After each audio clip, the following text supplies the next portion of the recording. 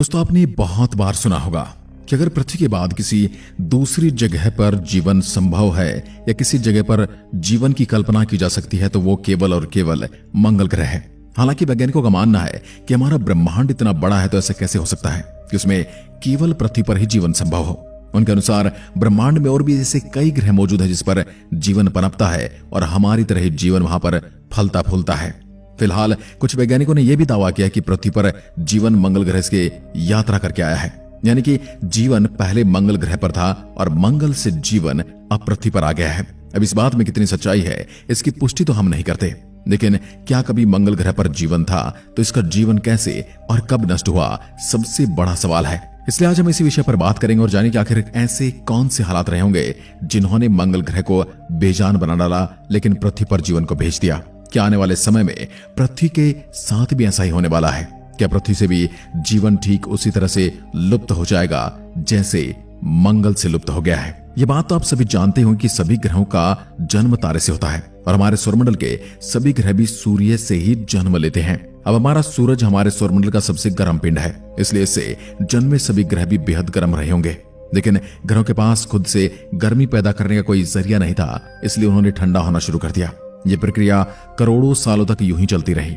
मंगल ग्रह जो कि पृथ्वी से काफी छोटा है और सूर्य से भी इसकी दूरी कहीं ज्यादा है, इसलिए मंगल ग्रह पर करोड़ों साल पहले ही आदर्श तापमान बन गया था। यानी कि जब हमारी पृथ्वी गर्म लावे से उबल रही थी उससे पहले ही मंगल ग्रह ठंडा होकर एक हैबिटेबल ग्रह बन चुका था। जब जन्म के करोड़ों साल बाद भी हमारी पृथ्वी एक भट्टी की तरह तप रही थी तब मंगल ग्रह पर अच्छा तापमान था और वहां पर स्वच्छ पानी के सागर बहने लगे थे और अतीत में पानी बहने के सबूत हमारे खोजी यानों ने भी वहां पर ढूंढ निकाले हैं। मंगल के इन्हीं महासागरों में सूक्ष्म बैक्टीरिया जन्म लेने लगे और किसी भी ग्रह पर जीवन की शुरुआत बैक्टीरिया से ही होती है, जबकि बड़े जीव बनने के लिए उन्हें फिर एक लंबा समय चाहिए होता है। जबकि मंगल ग्रह पर उन्हें वो समय नहीं मिला क्योंकि तभी एक एस्ट्रॉयड तेज गति से आता हुआ मंगल ग्रह से टकरा गया, जिससे हजारों परमाणु बम के बराबर उस एस्ट्रॉयड से ऊर्जा निकलती है और उससे मंगल ग्रह पर ऊपरी हिस्सा खत्म हो जाता है। इस टकराव से मंगल ग्रह के बैक्टीरिया अपने आप नष्ट हो गए और उसी समय एक और ग्रह घूमता हुआ हमारी पृथ्वी से टकराया और पृथ्वी के दो टुकड़े हो गए। हाँ, ये बात और है कि तब पृथ्वी पर कोई जीवन था ही नहीं। तो उस टक्कर से पृथ्वी के जो टुकड़े हुए उसमें बड़े वाले टुकड़े को तो हम और आप आज पृथ्वी के नाम से जानते हैं और उस पर रहते भी हैं, और जो बचा हुआ छोटा टुकड़ा था उसे हम आज चांद कहते हैं। पृथ्वी की उस ग्रह से हुई टक्कर एक अच्छा संयोग था क्योंकि इससे भविष्य में पृथ्वी पर जीवन जीने लायक परिस्थितियां बनने वाली थी। साल 2014 में नासा के रोवर्स ने मंगल ग्रह की एक जबरदस्त तस्वीर ली थी क्योंकि इस तस्वीर में गोल पत्थर दिखाई दिए थे जो कि हजारों साल पानी बहने के कारण बनते हैं। साथ ही तस्वीर में काफी सारे दर्रे और नदी रूपी संरचनाएं भी थी, जिसको देखकर वैज्ञानिकों ने यह अनुमान लगाया कि एस्ट्रॉयड की टक्कर के बावजूद भी मंगल की धरती के अंदर तरल रूप में पानी रहा होगा जो कि ज्वालामुखी के फटने के कारण भाप के रूप में अवश्य बाहर निकला होगा। आपको यह भी पता होना चाहिए कि मंगल ग्रह पर अनगिनत ज्वालामुखी है। एवरेस्ट की चोटी से 3 गुना ऊंचा मंगल का ओलंपस पर्वत भी असल में एक ज्वालामुखी ही है। जलवाष्प के रूप में ज्वालामुखी ने जब पानी फेंका तो मंगल पर बादल बने, जिससे बारिश हुई, जिससे एक बार फिर से मंगल ग्रह पर जीवन पनपना शुरू हो गया। लेकिन ये दूसरी बार पनपने वाला जीवन भी यहाँ लंबे समय तक नहीं चल सका क्योंकि सूर्य से ज्यादा दूरी होने की वजह से मंगल ग्रह पर तब ज्यादा ठंड हो गई थी और उसका पानी बर्फ के रूप में जमना शुरू हो गया था और मंगल के अंदर से जो गर्मी थी वो भी इस बर्फ की वजह से दबना शुरू हो गई थी। मंगल ग्रह पर अत्यधिक ठंड होने की वजह से उससे बैक्टीरिया जैसा सूक्ष्म जीव भी समाप्त हो गया था। दूसरी तरफ तभी पृथ्वी पर तापमान अब सही होने लगा था और चंद्रमा के गुरुत्वाकर्षण ने पृथ्वी को तब एक बेहतरीन स्थिरता प्रदान की, जबकि ऐसी स्थिरता मंगल ग्रह पर नहीं थी क्योंकि उसके दोनों उपग्रह बेहद छोटे हैं और उनका गुरुत्वाकर्षण बल मंगल ग्रह को एक दूरी पर बांधने लायक नहीं है, जबकि हमारा चंद्रमा काफी बड़ा है और उसका गुरुत्वाकर्षण बल हमेशा पृथ्वी को एक तरफ झुका कर रखता है, जिसकी वजह से यहाँ सर्दी, गर्मी और बारिश वाले मौसम बन पाते हैं। पृथ्वी पर जीवन केवल मंगल ग्रह की तरह बैक्टीरिया में नहीं पनपा, बल्कि यहाँ पर समुद्रों में कई तरह के जीव विकसित होने लगे। लेकिन जब पृथ्वी के पास ओजोन परत नहीं थी तब कोई भी जीव समुद्र से बाहर नहीं निकल सकता था। लेकिन पृथ्वी पर आदर्श तापमान की वजह से ऐसे बैक्टीरिया का निर्माण हुआ जो सूरज की गर्मी को सहन कर सकते थे इस अनोखे घटनाक्रम के जरिए बैक्टीरिया जीवन के लिए एक बेहतरीन पदार्थ का निर्माण करने लगे जिसे हम ऑक्सीजन कहते हैं। तब पृथ्वी पर मंगल ग्रह से कहीं ज्यादा ऑक्सीजन बन गई थी और तब सूरज की घातक अल्ट्रावायलेट किरणें ऑक्सीजन के अणुओं पर गिरी तो ऑक्सीजन के दोनों परमाणु ने अलग होकर ओजोन परत का निर्माण किया और पृथ्वी के चारों तरफ ओजोन की मोटी परत बन गई जो सूर्य से निकलने वाली घातक किरणों को सोखने का काम करने लगी। अब पृथ्वी का वातावरण काफी अच्छा हो चुका था और यहाँ के जीवों ने समुद्र से बाहर निकलकर पृथ्वी पर रहना शुरू कर दिया था। मंगल को जीवन पनपने के मामले में पृथ्वी तब बहुत पीछे छोड़ चुकी थी क्योंकि मंगल पर आधा अधूरा जीवन अजन्मा जीव पूरी तरह से समाप्त हो चुका था।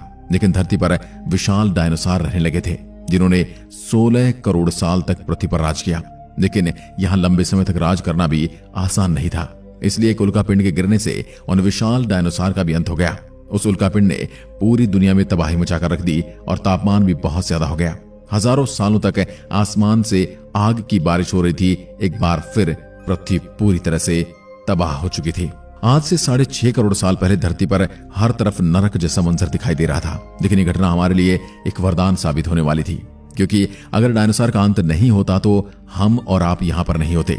उनके अंत के साथ ही स्तनधारी जीवों की प्रजातियों को आगे बढ़ने का मौका मिला। पीढ़ी दर पीढ़ी इनमें कई तरह के बदलाव देखने को मिले और करीब 6 करोड़ साल चले इस बदलाव की वजह से इंसानों जैसे बुद्धिमान प्रजाति का जन्म हुआ। जहां पहले डायनासोर अपनी ताकत के दम पर राज करते थे, वहीं हम इंसानों ने अपनी बुद्धिमानी के दम पर राज करने का हुनर सीख लिया। हमने यहाँ मौजूद हर साधन का इस्तेमाल करना सीखा और आज हमने इतनी तरक्की कर ली है कि आज हम खुद का विनाश भी कुछ सेकंडों में कर सकते हैं। दोस्तों, ये तो आप मानते हो कि जीवन की संरचना आसान नहीं है क्योंकि जीवन केवल ऐसे ग्रहों पर पनपता है जहां परिस्थिति आदर्श हो और तापमान इतना आदर्श हो कि जल तरल अवस्था में रह सके, जहां हमारे चांद जैसा एक बड़ा उपग्रह भी हो जो अपने ग्रह को एकदम स्थिर रख सके, जहां ओजोन लेयर भी हो जो सूरज की हानिकारक किरणों से बचाए रखे और जिस ग्रह की अपनी चुंबकीय शक्ति भी हो ताकि सौर तूफान से जीवन को सुरक्षित रख सके और अपने वायुमंडल और पानी को पकड़ कर रख सके। भले दोस्तों हमारे ब्रह्मांड में अरबों ग्रह हैं, लेकिन हमारी पृथ्वी जैसी आदर्श परिस्थितियां बहुत कम ग्रहों पर होंगी। हाँ, ऐसा भी नहीं कि इस ब्रह्मांड में केवल हमारा ही ग्रह ऐसा जहां अच्छा तापमान है, लेकिन उन ग्रहों पर एलियन भी वैसे ही राज करते हैं जैसे हमारी पृथ्वी पर करते हैं। जब तक पृथ्वी पर एक आदर्श परिस्थिति रहेगी तब तक हम इंसान ऐसे ही रहेंगे, लेकिन हालात भी ऐसे कब तक रहेंगे क्योंकि ऐसे अनेकों कारण है जिनसे फिर से पृथ्वी के हालात बिगड़ सकते हैं। ठीक वैसे ही जैसे 6.5 करोड़ साल पहले हुआ था और डायनासोर की तरह हमारा भी खात्मा हो सकता है।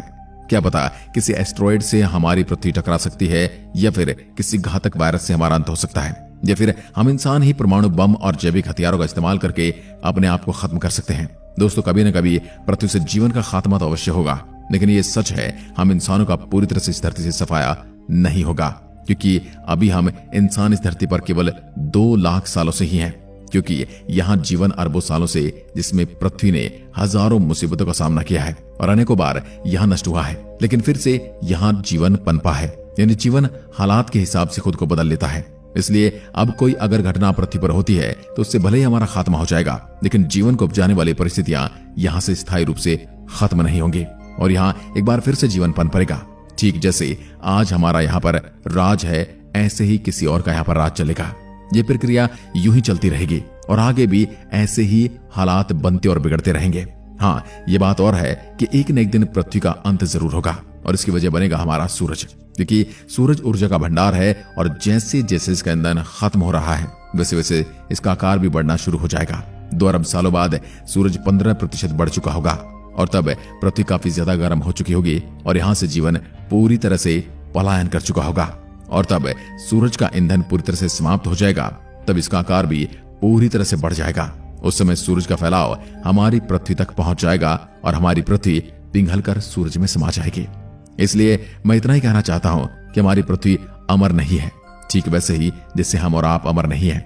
इसलिए हमें किसी चीज का घमंड नहीं करना चाहिए। इस ब्रह्मांड में जिस किसी भी चीज का जन्म हुआ है उसका अंत निश्चित है। जिस तरह से एक समय में मंगल से जीवन समाप्त हुआ था, ठीक उसी तरह से हो सकता है कि मंगल पर एक बार फिर से जीवन लौट जाए। लेकिन ये कब होगा, कैसे होगा, ये एक लंबे समय की प्रक्रिया है। इसलिए आपको घबराने की जरूरत नहीं है। ये अरबों साल का प्रोसेस है और तब तक हम और आप तो यहां होंगे नहीं। इसलिए आपको घबराने की कोई जरूरत नहीं है। आज की वीडियो में बस इतना ही। अगर वीडियो पसंद आए तो लाइक कीजिए और ऐसी वीडियोस के लिए चैनल को सब्सक्राइब जरूर करें। धन्यवाद। जय हिंद, जय भारत।